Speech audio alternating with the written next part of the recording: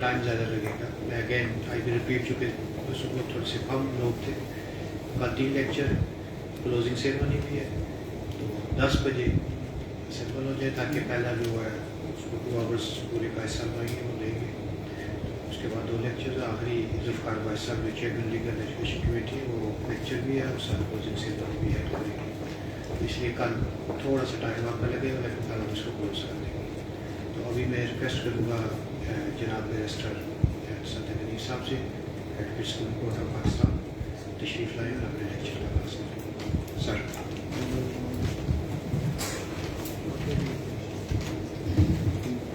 جی السلام علیکم.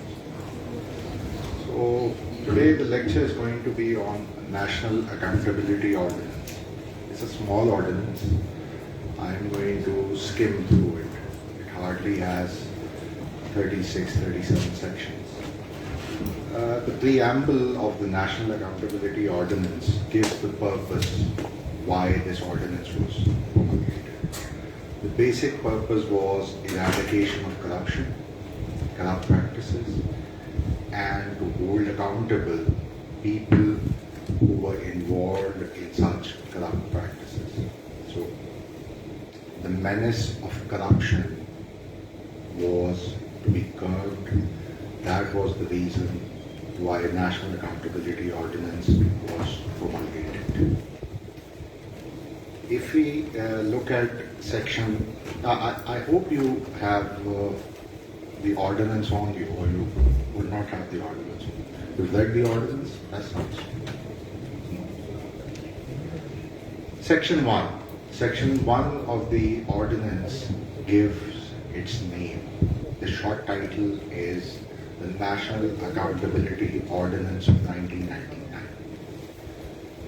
Section 2 tells us the commencement date of the ordinance.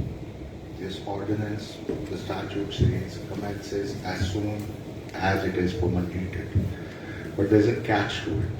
The catch is that it gives a back date of its enforcement. It applies from the 1st of January 1985. So this ordinance has a retrospective effect.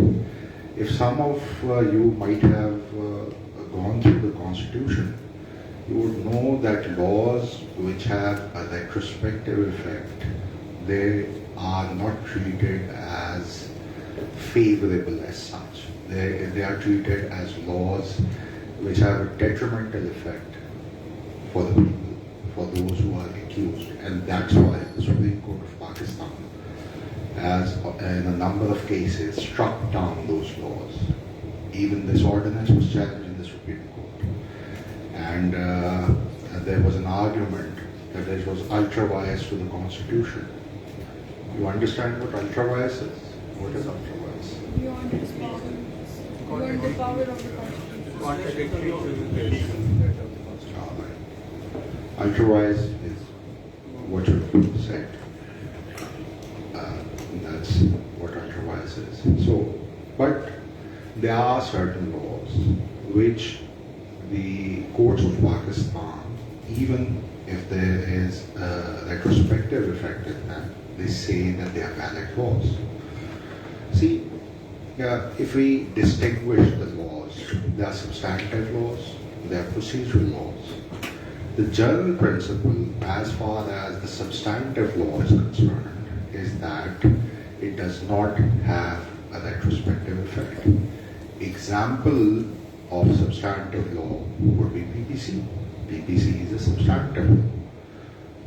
Why does not it have a retrospective effect? Because if it is going to have a retrospective effect, the person who's accused would be at a detriment. However, the general rule, as far as the procedural laws are concerned, is that procedural laws would have a retrospective effect. Because there's no vested right as such involved in that. It is just the procedure. For example, recently there was this case where the regular first appeals were sent from the High Court to the district courts. Since it's a procedure, change of forum it is implicit in the law, although the law did not say it very clearly, spelled it out that it has a retrospective effect. But because it was a procedural law, it has a retrospective effect. That's what a common understanding is. There are certain exceptions to it. But since we're dealing with National Accountability Ordinance, I stick to that. Article 12 is important. Article 12 of the Constitution of Pakistan says laws which have retrospective effect are not good laws as such. So, Section 3. Section 3 of the National Accountability is also known as the non-obstante clause. I hope you'll be able to spell it, non-obstante. You know how to spell it, sir?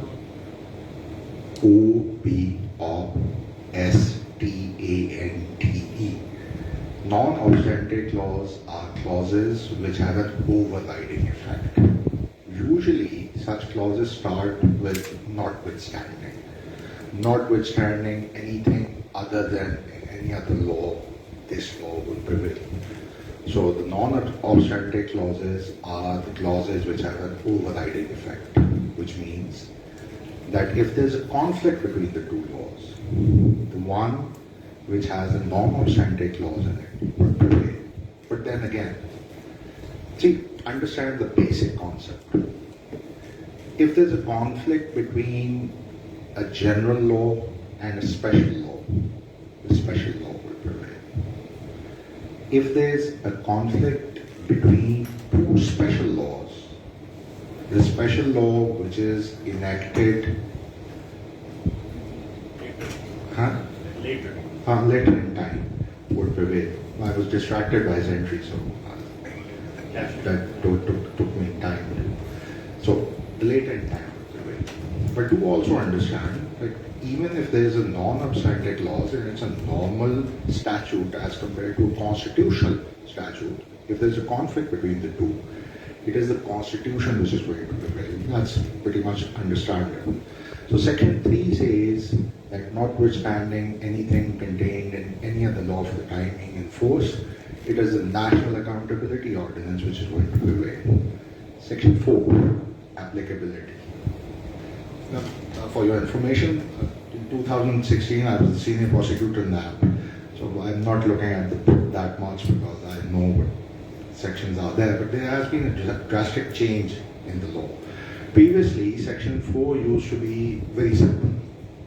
It used to say that this law applies to every citizen of Pakistan, every person who's residing in Pakistan, and to the whole of Pakistan.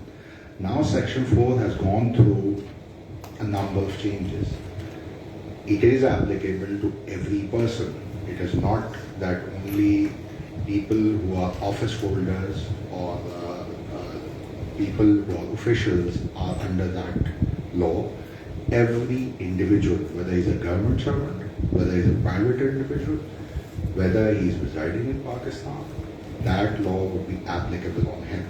But there are certain exceptions given where that law would not be applicable. For example, the exceptions are, take the help of the book because now they've amended it and it's a number of things that they've added to it. They've added that this law will not be applicable to all matters pertaining to federal and provincial or local taxation. If it's a matter where these things are concerned, National Accountability Law is not applicable. Decisions of the federal government or provincial cabinet, this law is not applicable.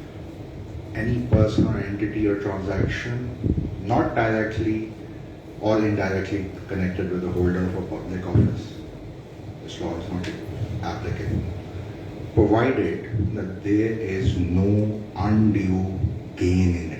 If there's any undue gain in it, then the law is applicable. It provides a number of exceptions. So it used to be two-liners that is applicable to the whole of Pakistan, to every person in Pakistan. But now Section 4 contains a number of exceptions to it. Then I skimmed through it. I might finish in 25 minutes. I'm not sure what time it would take. I'll give you 15 minutes for your questions. So, hardly going to be 45 minutes of lecturing and 15 or 20 minutes of questions. So, you can ask whatever you like about this. Section 5. Section 5 gives definitions. Definitions like what an accused is, what a court is, what a benamidar is, what a person would mean.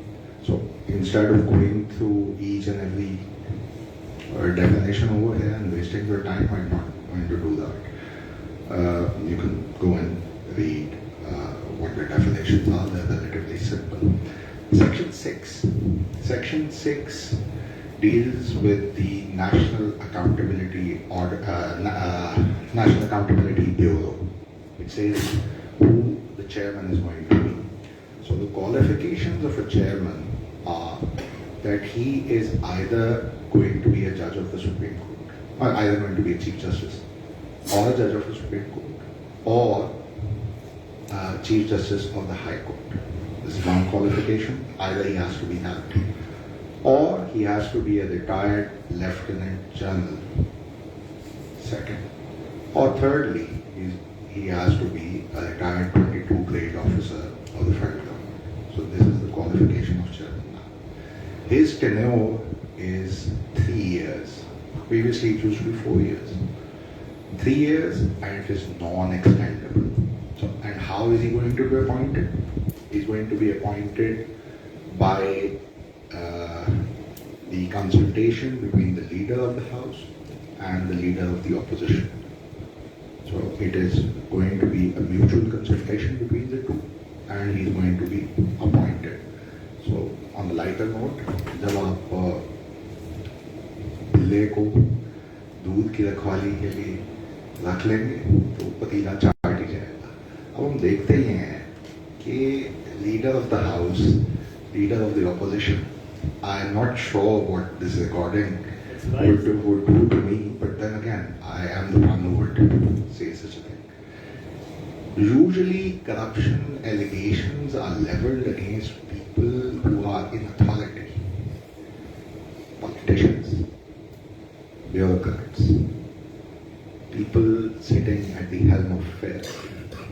So it at times seems very odd that the chairman of the Accountability Bureau, the watchdog for corruption, would be appointed by people who themselves are the ones who are appointing him in that place. So this is the procedure of appointing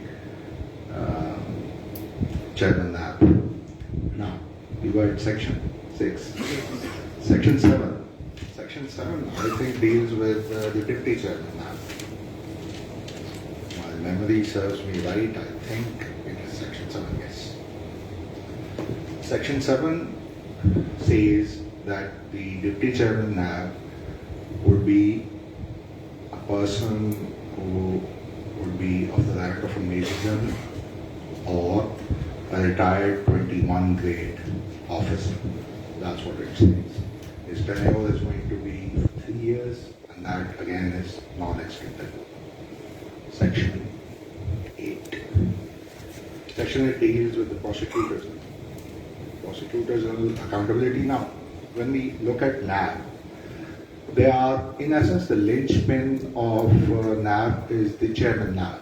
He is the head, he controls everything. But when we look at NAB closely, we see that there is the regular cadre there. For example, a person who's employed under Section 28 of the NAB ordinance, he's a regular employee.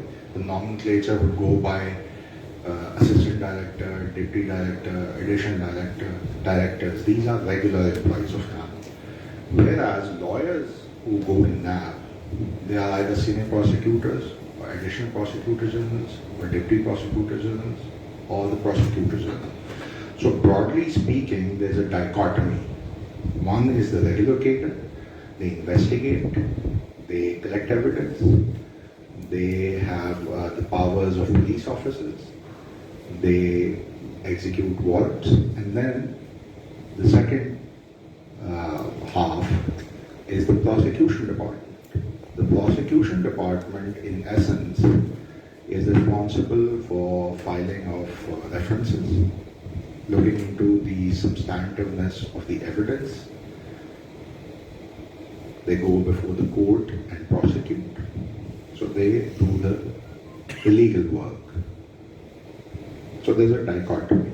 Prosecutor General is a person who has to have a qualification that of a judge of the Supreme Court of Pakistan.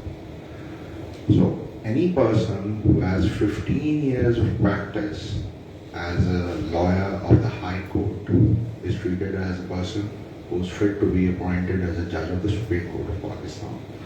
So the Prosecutor General would be the person who would have 15 years of High Court practice on it. You have a question, please? There is no direct appointment in the Supreme Court, right? There is no direct appointment in the Supreme Court, but there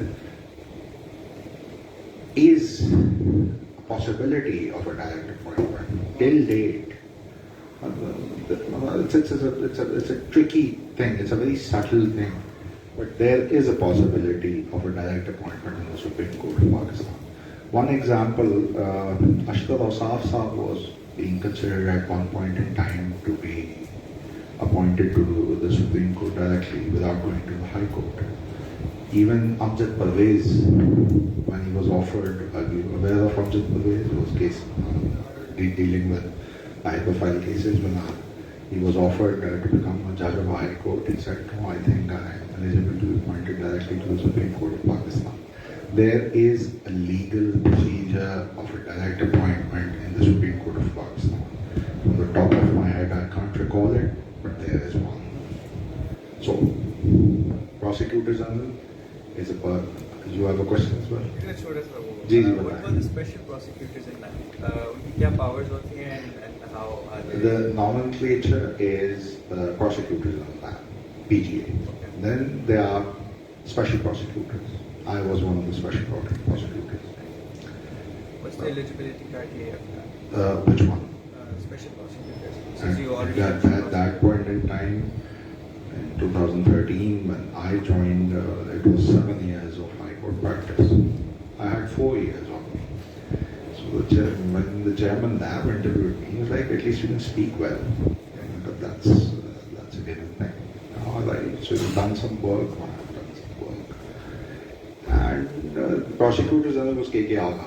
He's currently the judge of the Sindh High Court. And he was a typical Gola.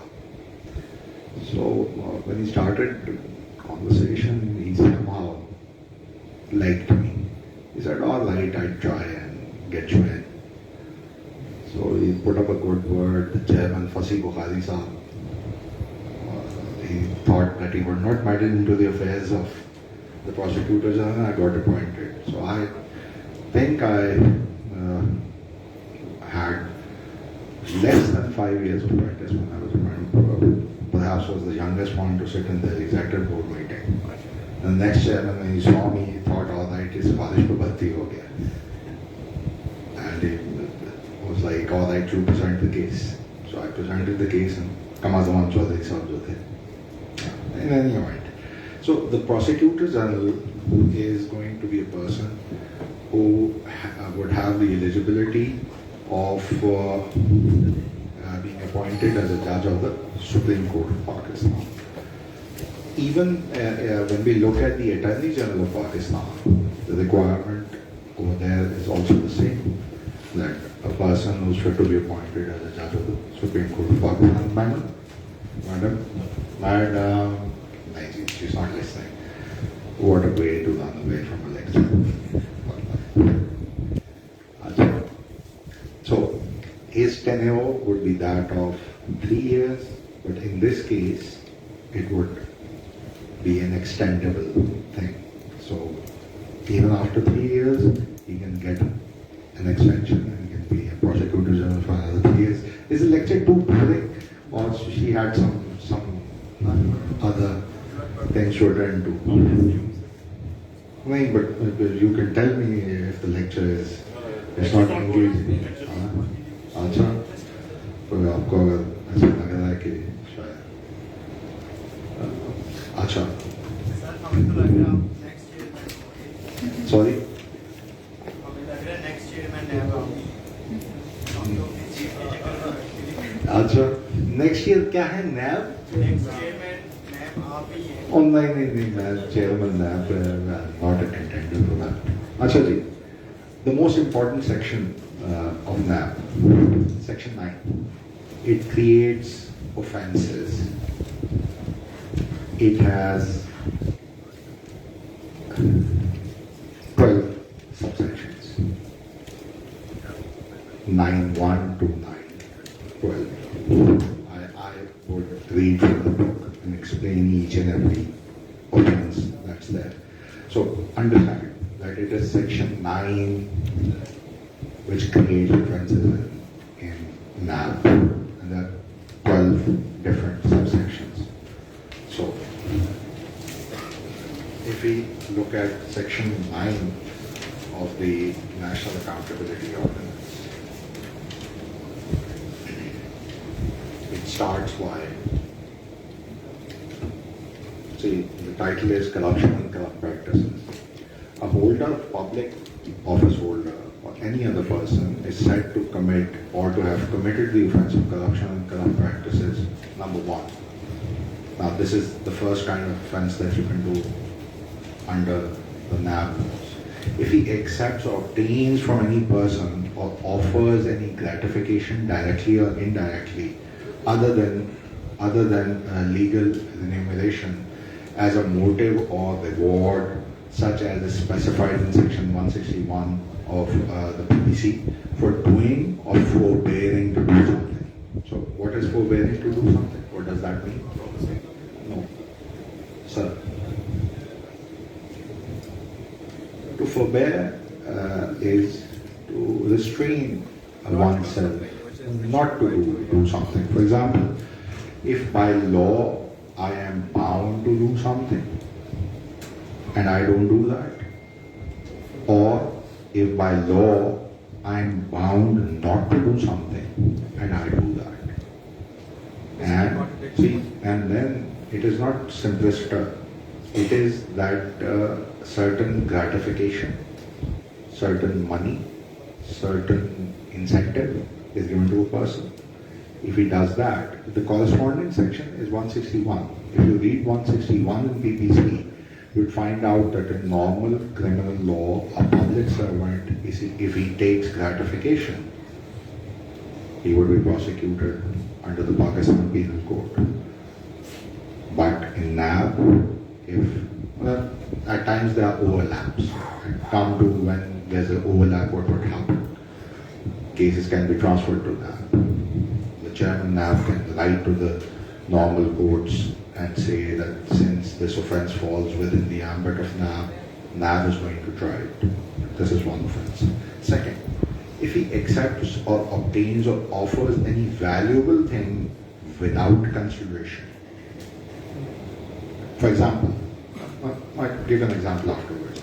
Or for consideration which he knows to be inadequate. For example, if I am a public servant and there's a 1 canal plot, you come up to me and say, all right, sir, take it for 5 lakh rupees and the plot is worth 5 crore rupees. This is inadequate consideration that I'm giving. It's a good deal, but it's an offense and would land you up in jail for 14 years. So it depends whether it's a good deal or not. Depends if you're caught. Depends if you're caught. Certainly a good deal for your legal hairs, though. You can rot in jail and be rich. Leave the country. You could do a lot of things. It's an offense. Actually, 3. If he dishonestly or fraudulently misappropriates or otherwise converts to his own use or for the use of any other person any property entrusted to him. In the regular Pakistan Penal Code, this would attract section 406, entrustment of property. This is normally known as criminal breach of trust. So, if a property is entrusted to you and you convert it to your own use, this would also be an offense. Example, you are given an official car, for example, and instead of using it in the official capacity, you go on it with your friends on a trip. This would be, perhaps this is a slighter example of that, but converting to your own use would be you sell off that car, take the money, buy something else. It would become an offense because you've converted the property for your own use. 4. If he by corrupt, dishonest or illegal means obtains or seek to obtain for himself or for his spouse or dependents or any other person any property, valuable thing or pecuniary advantage. See, there are slight shades of differences that are there. In essence, it's all about corruption and corrupt practices. The slight shades.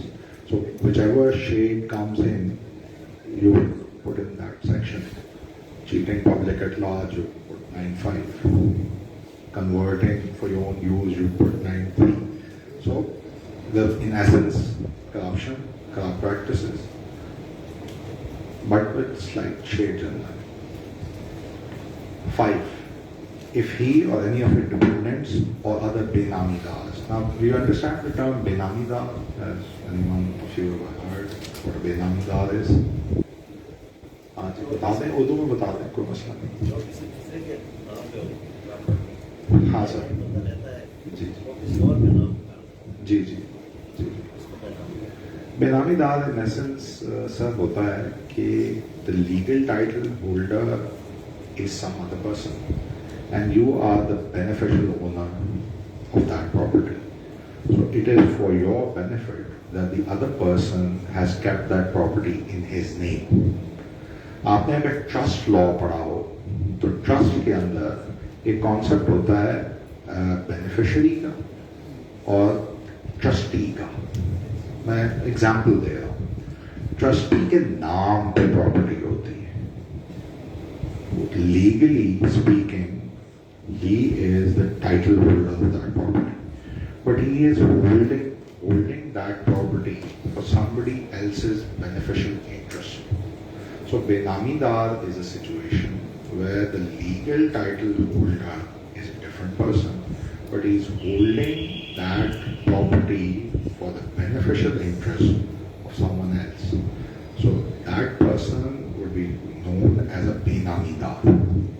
ठीक है sir?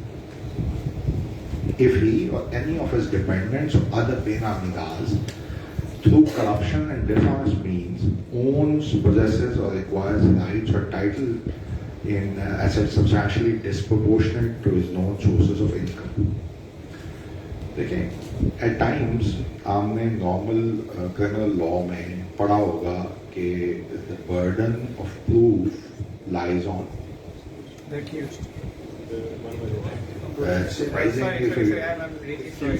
the accused. Yeah, accused is the favorite child of law. I'm really sorry. It is on the prosecution that on and the case was, I'd give you prize money if you give me the case. It's a cardinal case of criminal law. Sorry for the Any one of you, 500 रुपए नाम दूंगा इसको. Wilmington and DPP 1935 का case है. It's a cardinal principle of law that an accused is innocent until proven guilty.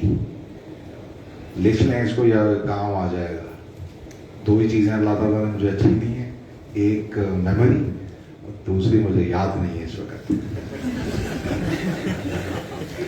लिख लें. अच्छा जी, 6 पे आ जाते हैं. If he intentionally misuses authority by disregarding the law as to gain any monetary benefit. Misuse of authority, आप उसको पैसे देते हैं पुलिस वाले, वो किसी एक इनोसेंट आदमी के खिलाफ पर्चा काट देता है, उसको एक फॉल्स केस में इन्वॉल्व कर देता है. اس کے خلاف کوئی فالس لیگل پروسیڈنگز انیشیٹ کر دیتا ہے. This would fall in that category. اچھا جی, if he commits an offense of willful default. willful default کسی زمانے میں 5R میں ہوتا تھا, مجھے یاد نہیں ہے کہ ابھی بھی willful default کی definition 5R میں ہے یا نہیں. Let's see, we can always check.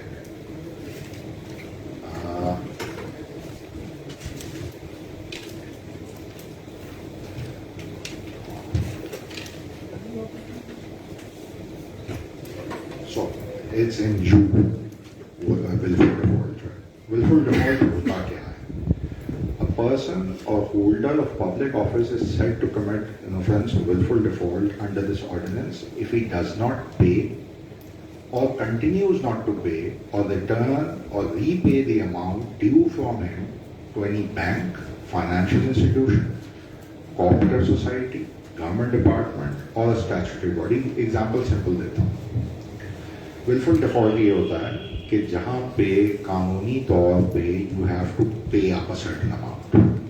willful default کا نوٹس دیا جاتا ہے پہلے کہ آپ کے خلاف یہ فیصلہ آیا جس میں یہ لائبلٹی فکس کی گئی اور اب آپ اتنے پیسے پے اپ کر دیں. جب آپ وہ پیسے پے اپ نہیں کرتے تو you become a willful defaulter. جب آپ willful defaulter ہوں گے تو پھر that section will be retracted and you can be prosecuted under that very subsection of law. اچھا جی, 9. اب یہ ہم subsections پڑھ رہے ہیں. 9. If he commits the offense of cheating as defined in section 415, this honestly induces members of the community to give him property and he fleeces them of that amount. ایک اور section بھی ہے 415 کے علاوہ, کسی کو یاد ہوگا, بڑا مشہور سا ہے 420 زندہ باد. یہ بھی وہی ہے تقریباً چیٹنگ, وہ ڈس آنیسٹلی آبٹیننگ پراپرٹی ہے, لیکن وہ ایک چیز. اچھا جی, 10. 9 subsection 10. If he commits the offense of criminal breach of trust as defined in section 405 of the اچھا ایک چیز اور سمجھیں, جب کبھی offense لگے گا وہ offense ہمیشہ وہ لگے گا جس کے اندر سزا پرووائڈ کی گئی ہے. ڈیفینیشن والا offense کبھی نہ لگائیں. For example, criminal breach of trust is defined in 405. But once you do that, FIR کے اندر 406 لگے گا. قتل عمد کی ڈیفینیشن 300 میں دی ہوئی ہے, لیکن لگے گا 302. سو جو ڈیفینیشن والا سیکشن ہوتا ہے وہ نہیں لگتا کبھی بھی. لگتا وہ ہے جس میں پینلٹی پرووائڈ کی ہے. اس چیز کو تھوڑا سا کیجیے گا کیونکہ ایٹ ٹائمس غلطی لگتی ہے. ہم جب نئے نئے آئے تو میرے ایک دوست ہیں juris doctor at that point in time, ابھی بھی وہی ہیں, تو مجھے کہنے لگے کہ یار بڑے بدتمیز قسم کے لوگ ہیں یہاں پہ. میں نے کہ مجھے خیال ہو, جج صاحب نے مجھ سے پوچھا کہ آر یو آپ مدعلے کی سائڈ سے؟ نہیں sir, I am from the defendant side. تو کہتا یار پیچھے ہنسنا شروع ہو گئے. تو be aware of these small things. ہم جب آئے مجھے نہیں پتا تھا کہ مرد کے الٹے ہاتھ کا انگوٹھا لگتا ہے. مطلب ایک بابا جی تھے تو بولو کیس کہ جی سائن کر دیں وکالت میں, آپ کی وکالت کرنے لگے ہم, قتل کا کیس تھا. تو میں نے سائن کرنے آدھی کوئی نہیں, انگوٹھا لا دے, الٹے ہاتھ کا انگوٹھا لگانے لگا. اس کو انگوٹھا پکڑ لیا. کیا بابا کیا کرتا ہے, سیدھے ہاتھ کا انگوٹھا لگا. ایسا پتا تو دہران دے تو بھائی چڑھوائے گا. تو میں نہیں پتا کہ مطلب اٹھے تھا انگوٹھا لگا. So be aware of these things. شروع میں غلطیاں ہوتی لیکن تھوڑا سا امبیرسمنٹ سے بچنے کے لیے نا تھوڑا سا دیکھ لیں تو اچھا ہوتا ہے. اچھا اب آ جائیں 9-11 کے اوپر. If he in his capacity as a banker, merchant, factor, broker, attorney or agent commits criminal breach of trust as provided in section 409 of the BPC. अब आ गया 9(12). 9(12) जो है वो aiding, assisting, abetting. Aiding, assisting और abetting को inchoate offences भी कहा जाता है। INCHOCATE,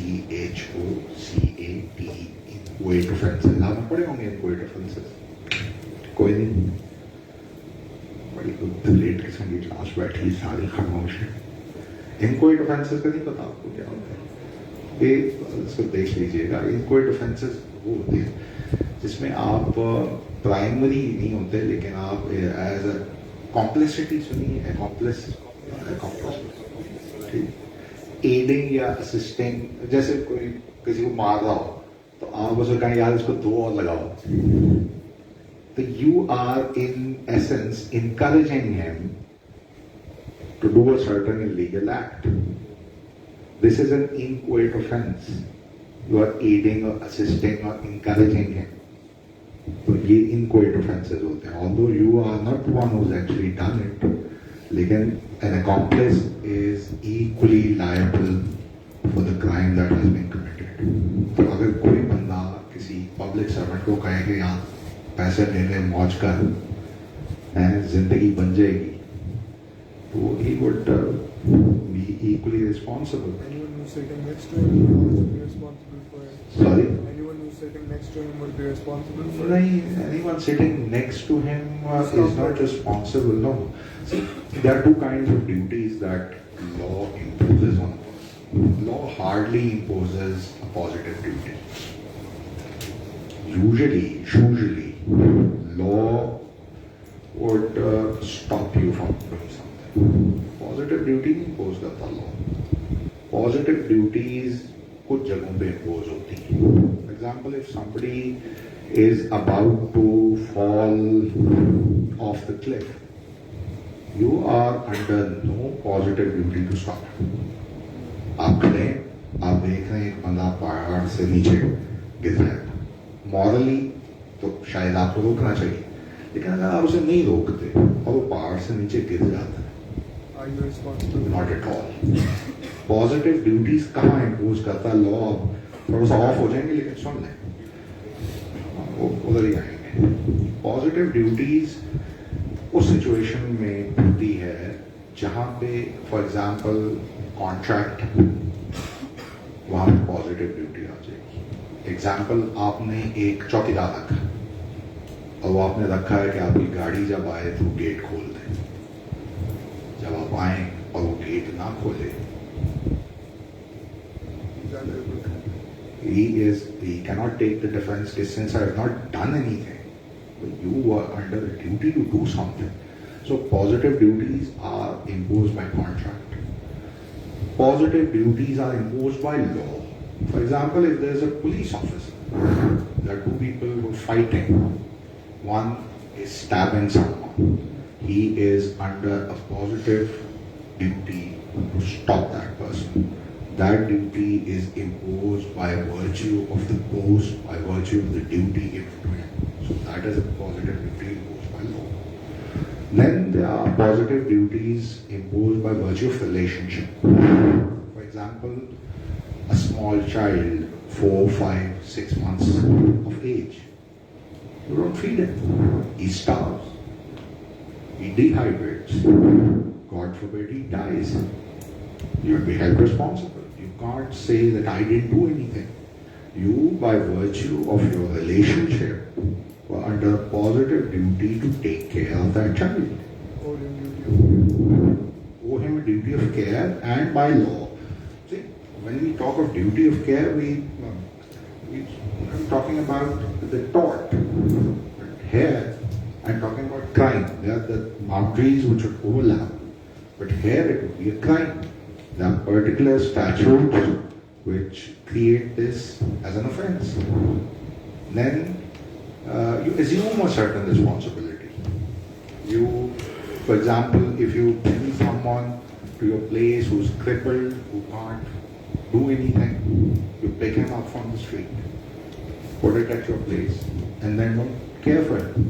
So assumption of responsibility would be another situation where the law would impose a positive duty to act. Now we're drifting off. Would ठीक है. अच्छा जी, जो अब 12 तक पहुंच गए हम, 9-12 इनको एड ऑफेंसेस कहलाते हैं, एडिंग, अबेटिंग, असिस्टिंग और इनकरेजिंग. ठीक है सर. अच्छा जी, हाँ इंटरेस्टिंग. पहले बेल जो है ना नैब में वो नहीं मिलती होती थी. 9B के अंदर बार था कि जनाब बेल नहीं दी जाएगी. लेकिन since the liberty of a person is a fundamental right, this law was challenged. और जो prime case Asfandyar Khan Wali case,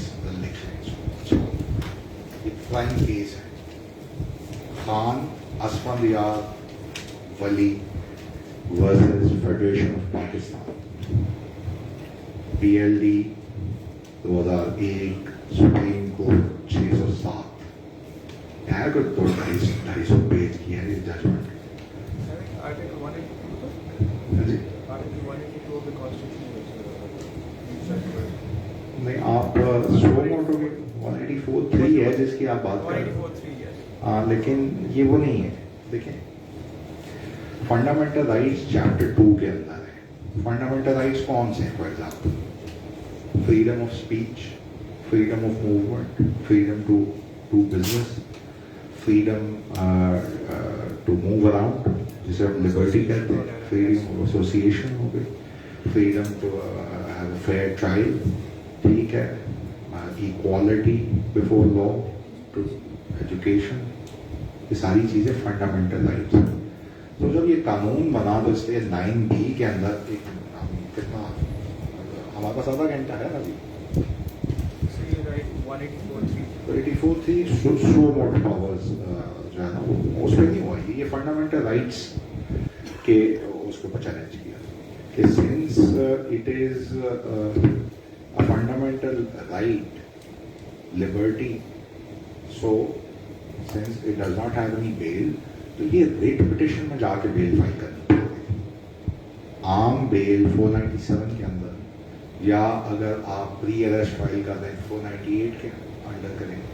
लेकिन नैब में बहुत अरसे तक, इनफैक्ट 2022 तक रिट में जाते थे आप बेल में, और वो रिट लगती थी हाई कोर्ट के अंदर. हाई कोर्ट में डिवीजन बेंच उस रिट को सुनता था. नीचे अकाउंटेबिलिटी, कोर्ट के पास पावर ही नहीं थी बेल लेने की. So you had to go under article 199 of the constitution of Pakistan to get that person out on bail. Right, draconian किस्म का लॉ था, तो उसके पहले ही दांत निकाल दिए उन्होंने. लेकिन used to be difficult situation if somebody would get involved in such a situation. अच्छा जी, फिर अब बेल जो है वो आपके इधर आ गई है, क्या कहते हैं, अकाउंटेबिलिटी कोर्ट बेल दे सकती है. 9 खत्म हो गया. 9C थोड़ा सा रेलेवेंट है. अगर after completion of investigation chairman NAB is satisfied that no case is made out, वो कोर्ट को कह के उस केस को बंद करवा सकता है. ये 9C में पावर है कि would write to the court that we've investigated, we found no substantial evidence, उस बंदे को रिलीज कर दिया. 9C लिख लीजिए. इसमें कंफ्यूज ना कीजिएगा 9C और नार्कोटिक्स वाले से. अच्छा जी, सेक्शन 10 पनिशमेंट. 14 साल सजा है, फाइन है, और forfeiture of property may extend to 25 years. May extend to 14 years. Previously, at times, 14 years सजा है, may extend to, depends, कम भी हो सकता, fine or forfeiture of assets, which section 11 इन्होंने omit कर दिया by amendment. It used to be कि the fine would not be less than the amount of corruption involved. Omit हो चुका हुआ है 12 पे आ गए. Freezing orders. Chairman NAB can freeze the assets of a person who he thinks is fallen foul of the provisions of the National Accountability Ordinance. And that would only be defrozen after the disposal of the case. The disposal of the case. ठीक है.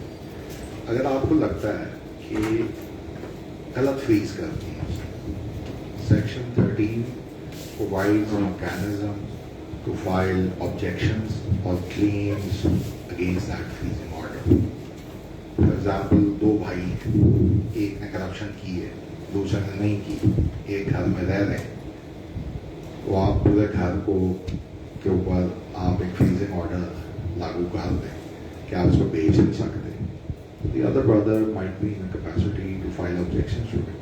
लेकिन मेरी हद तक या मेरे share की हद तक आप मुझे स्टॉप नहीं कर सकते. So मतलब 14 दिन is the time limitation to file those objections. Another extension of 14 days is also if there are sufficient reasons given, the court will give you that.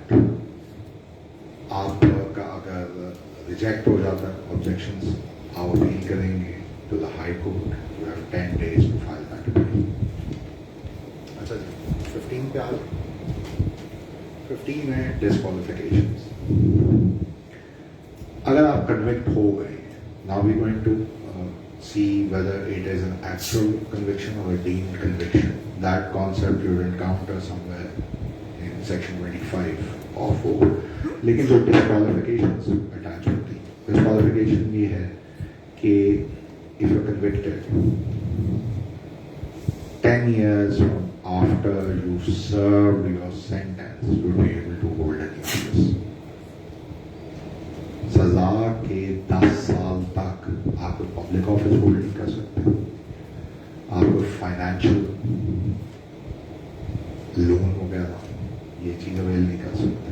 These are the disqualifications that are provided. आप elect नहीं हो सकते हैं. अच्छा जी, section 16 case management के बारे में बात करता है. स्किमिंग थ्रू इट, अगर मैं शुरू हो जाऊँ पहले एक सेक्शन के ऊपर हमें गेट लगा देंगे, इसको हमने रैप अप करना है. Case management and trial of offences. It is mandatory for the trial to be concluded within a year. किसी ज़माने में इन्होंने अनरियलिस्टिक इसको रख के 30 दिन कर दिया था कि 30 दिन के अंदर अंदर आपने इसको ख़त्म करना है. तो पता लगता है 10 साल नहीं ख़त्म होता था वो केस. तो अब इन्होंने इसको 1 साल कर दिया है कि case has to be concluded within a year. अच्छा, थोड़ा सा ये देखिएगा कि सेक्शन 177 CRPC वैसे देख लीजिएगा. नॉर्मल क्रिमिनल लॉ में ये है कि जहाँ पे ऑफेंस कमिट होगा, जिस कोर्ट की जुरिस्डिक्शन के अंडर होगा, वो कोर्ट ही ट्राई करेगी. At one point in time NAB के अंदर ये प्रोविजन थी कि अगर इस्लामाबाद में हुआ है तो करप्शन का केस, तो आप उसको कोयटा में भी कर सकते हैं. तो उसकी मर्जी थी. अभी भी ट्रांसफ़र हो सकते हैं, लेकिन वो ट्रांसफ़र अलग चीज़ है. लेकिन at that point in time it could have been done anywhere. For example, if the crime is committed, थाने याद नहीं है, जैसे G11 है, उसको रमना थाना लगता है, तो रमना थाना को जो कोर्ट डील कर रही है वो ही उसको डील करेगी और उसको निलोर थाने में नहीं चलाया जा सकता case. At one point in time NAB के अंदर regardless of the base of the crime it would have been done anywhere. लेकिन अभी उन्होंने अमेंड करके कर दिया है कि it is going to be tried where there is the territorial jurisdiction of that court where the offence is committed. So it has come in conformity with that section 177 of CRPC. There were certain distinctions. NAB में कुछ ऐसी चीजें थी जो there were certain novelities in that law which were not there in a normal criminal procedure. For example, plea bargaining का concept. For example, pardon का concept normal criminal law में अगर उसको आप माफ करेंगे तो ट्रायल के कंक्लूजन के बाद जेल से बाहर आएगा. NAB में section 26 के तहत पहले दिन बाहर हो जाएगा. So there were certain distinctions. The vice chairman साहब was there, I think. अच्छा.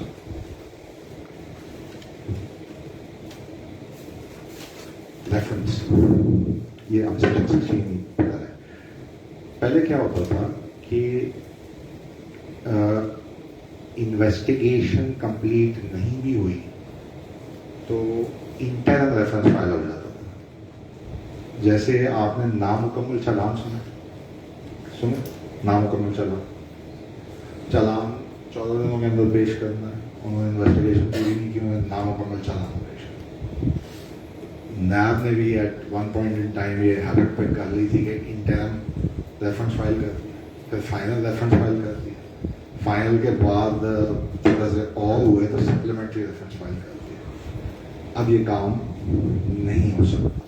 एक्सेप्शनल सिचुएशन में where there is new evidence permission of the court चाहिए. So after the investigation, full and final reference will be filed. The case management and trial की बात हो गई. Section 17 पे आ जाए. बल्कि नहीं अभी है बीच में 16A भी है, transfer of cases. ये 16 कैपिटल A है, इसको तो देखिएगा. अब एक for example this is transfer of cases. कोई केस चल रहा है नॉर्मल क्रिमिनल कोर्ट में, जैसे मैंने अभी चीटिंग की एग्जाम्पल दी या example the criminal breach of trust की. तो एक नॉर्मल क्रिमिनल कोर्ट में चल रहा है case. The chairman NAB thinks that this falls within the ambit of the NAB laws. He can write a letter to that court saying that this is an offence under NAB, that case be transferred to the accountability court. That can be done under 16 capital A. This is the transfer of cases. Yes, sir. Are the courts obligated to transfer the case? They are obligated. Then again, why do I say that? Because NAB is special law. So So it has an overriding effect. Overriding effect दिया हुआ भी है और BPC is general law. This is special law. तो special law would prevail. ठीक है sir? Like when there is a jurisdictional bar, that's when they transfer the cases, or like when there is a The question is unclear. when there is a jurisdictional bar, like they can't hear suit in their court. That's why they transfer the cases, or what is the reason for their transfer? It can be tried either way. But if the chairman NAB thinks that this has primarily contravened the provisions of the National Accountability Ordinance, he would write and the case would be transferred to the accountability. अच्छा जी. अब एक transfer है कि जहाँ पे कुछ cases इस नौयत के होते हैं कि वो अगर उस स्टेशन पे चलें तो वो थोड़ा मुश्किल हो जाते हैं. इन्फ्लुएंस है जैसे, या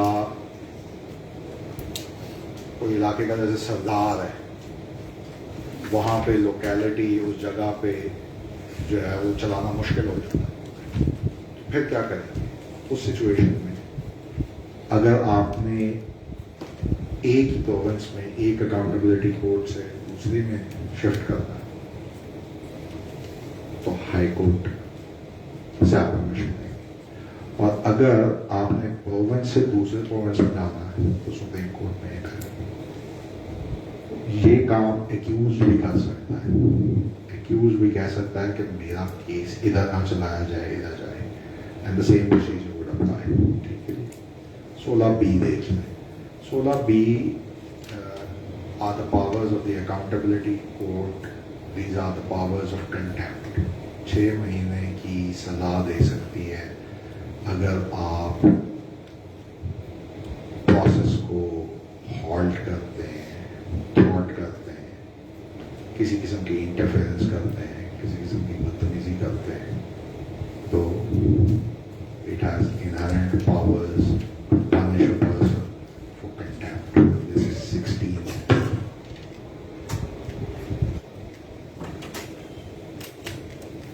Seventeen पे आ जाए सर. 17 is कि procedure क्या apply. Procedure CRPC है. The law, National Accountability Ordinance, is substantive law. What is the procedure law that is going to be applied? It is the criminal procedure code that is going to be applied. अच्छा जी. 18 cognizance of offences को rate करा. जी sir.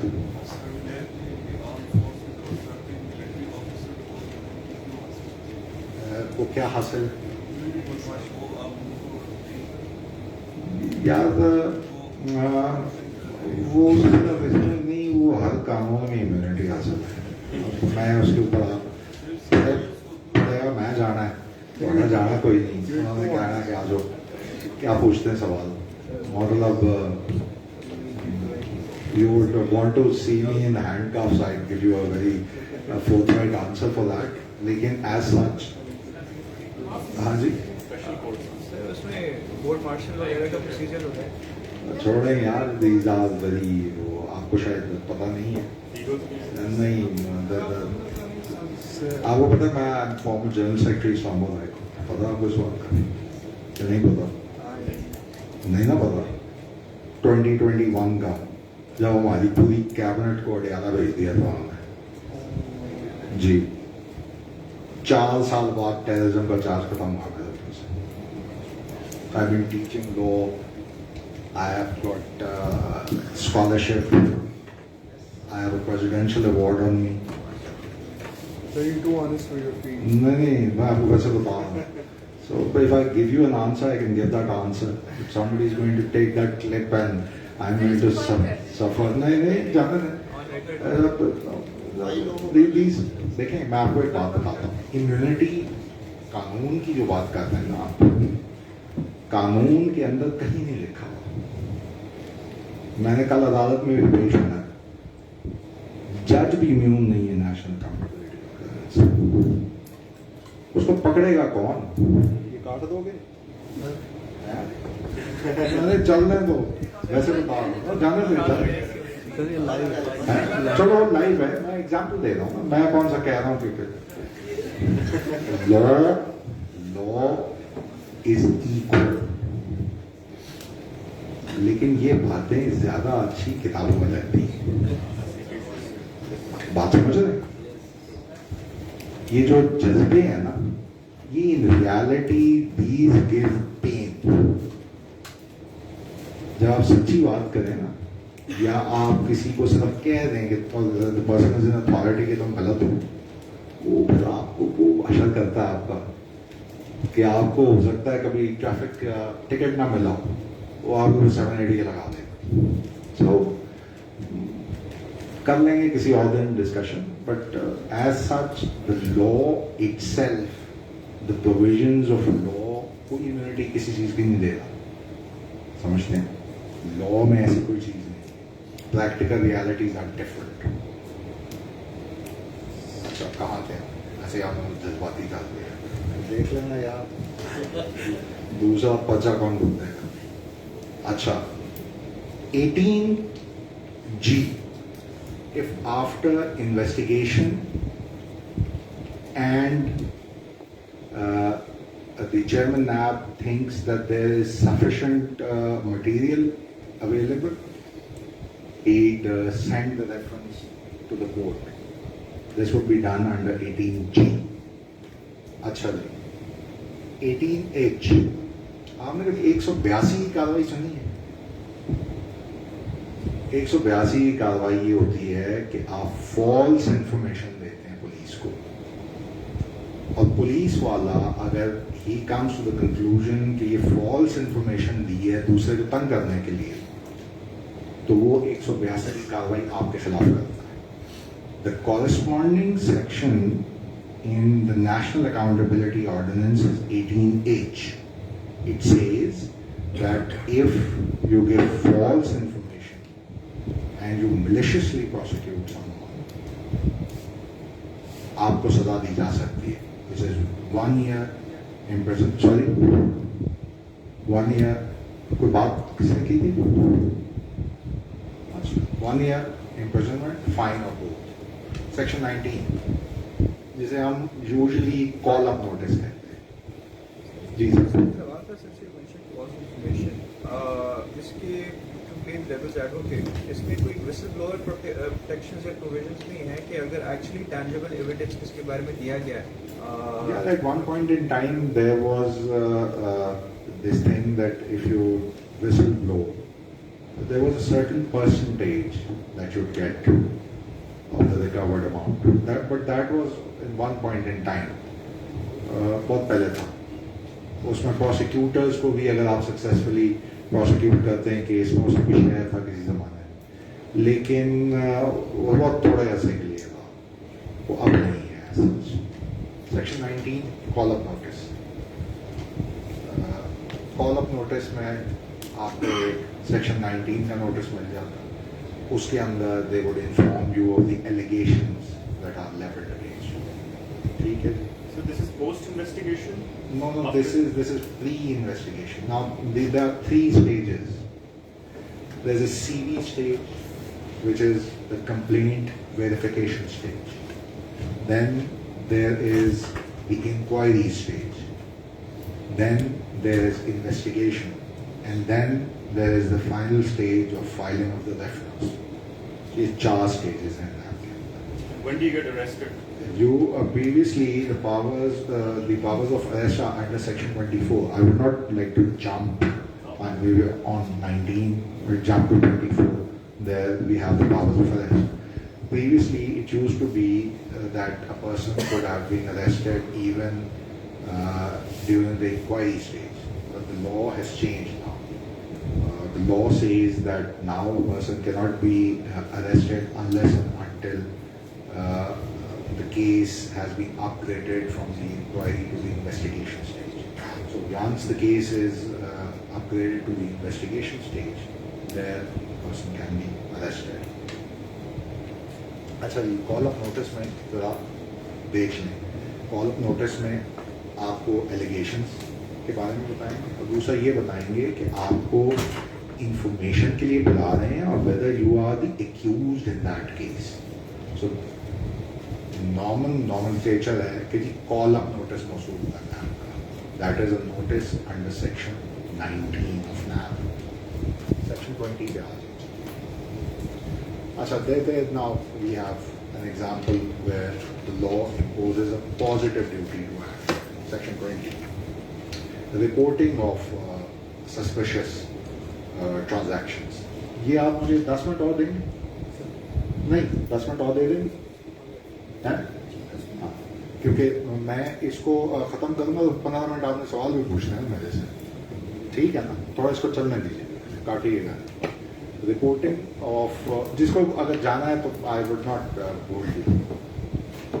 اچھا, section 20 reporting of suspicious financial transactions. جہاں پہ abnormal transactions ہیں وہاں the law, the national accountability ordinance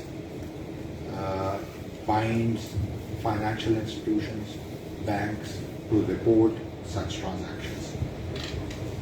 Section 21. Now I'm going to skim through کیونکہ ابھی 10-12 سیکشن میں رہتے ہیں. اگر میں اسی اسپیڈ پہ گیا تو شاید probably will not get enough time for questions. International cooperation.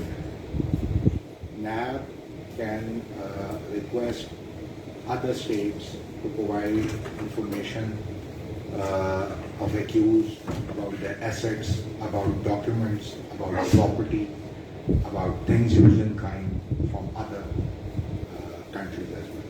That is section 21. Section 23 delete हो गया होगा and section 24 पे आ गए.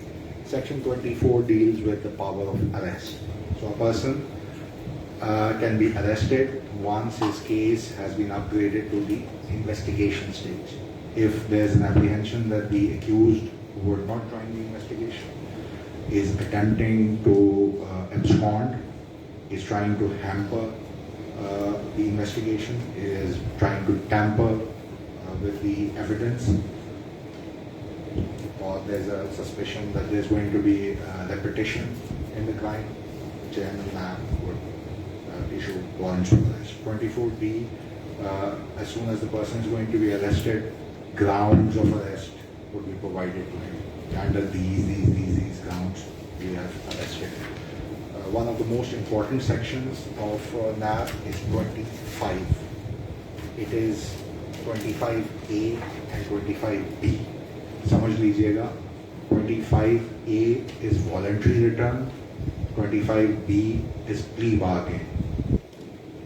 बहुत तेजी के साथ डिस्टिंग्विश कर देता हूँ. वॉलंटरी रिटर्न ये होता है कि a person, as soon as the inquiry has started, he comes up and says, all right, I have done something wrong and I am going to give it back to you. मैंने इतने पैसे for example लिए, आपको दे रहा हूँ.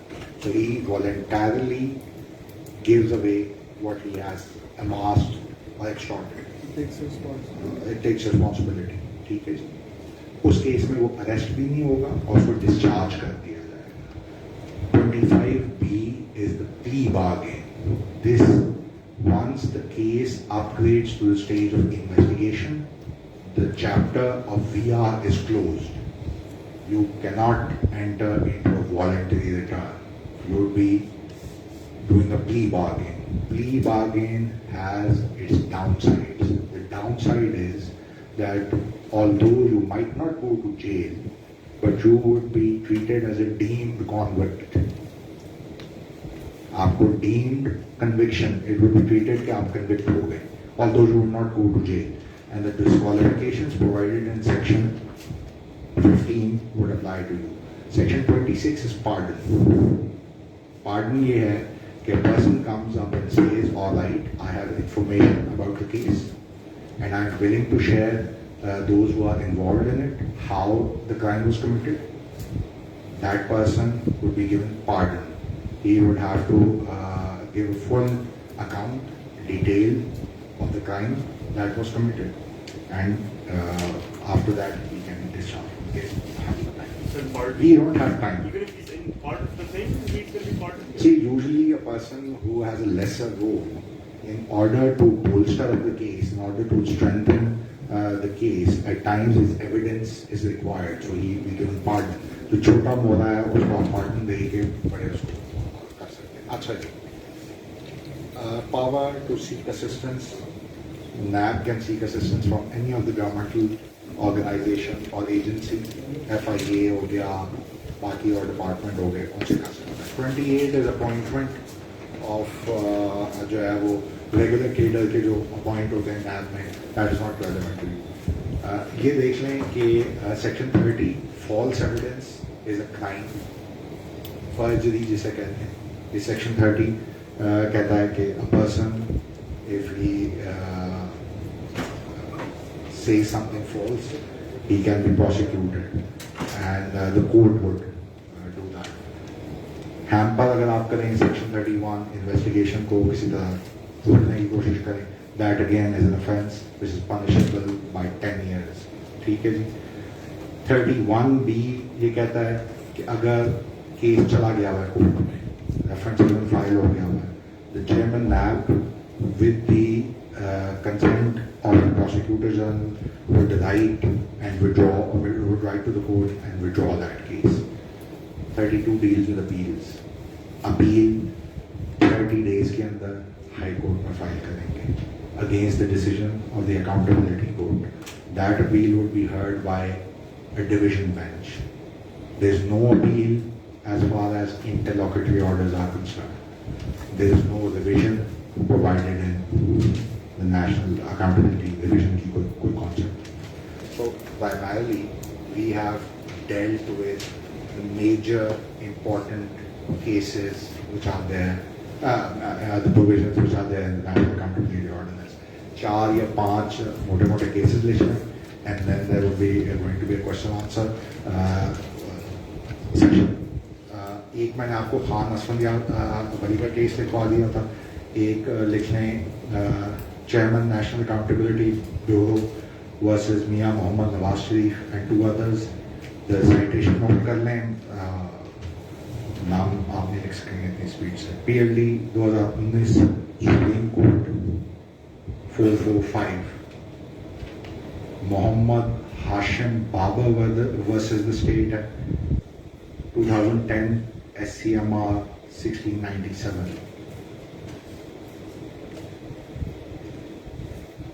PLD 2019 for Nawaz. I am not repeating that, sorry. Was that for Nawaz Sharif one? PLD 2019. अच्छा आगे देखें. Zulfikar Ali versus the state. PLD 2004 Supreme Court 76. ठीक है sir.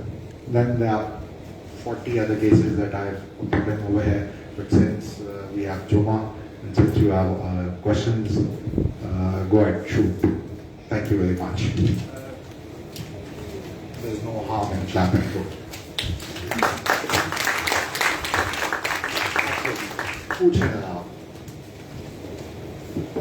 Sir, why there is no conviction rate like NAB has low conviction rate because of a number of reasons. First and the foremost is the amendments that have been done in the National Accountability. there are mostly cases of If you let me answer, that will be appropriate. If you want to question and give an answer yourself, you're most welcome. You want an answer? So, first of all, the amendments that have been done in the National Accountability, the burden of proof is too high. Secondly, the competence of the prosecutors. Thirdly, the willingness of the legislature to curb corruption. Fourthly, political victimization is one of the reasons.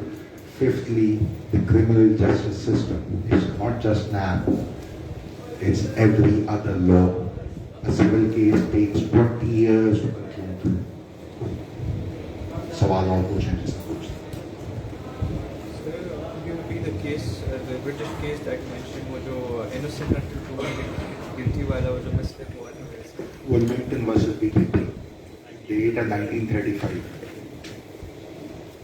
अच्छा जी, पूछो. So I would just like to add that I've heard from somewhere that these are courts of law and not courts of justice. What do you say on that? What is your say on that? I've heard someone. See, they are courts of law because whatever the law, see, they are not there to address your problem or grievance. They're there to look at the evidence, the file, the paper that is in front of them. If the paper says something else and equity demands something else, unfortunately, this is an adversarial form of adjudication.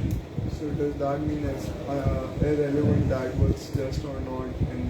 Unfortunately, that's the case. हाँ जी. Any more questions? जी बताएं. So why does it take 20 years? Is it like You will soon find out. As soon as you haven't got your license as yet, have you? अभी तो नहीं आया ना? आना है? आ गया मैं?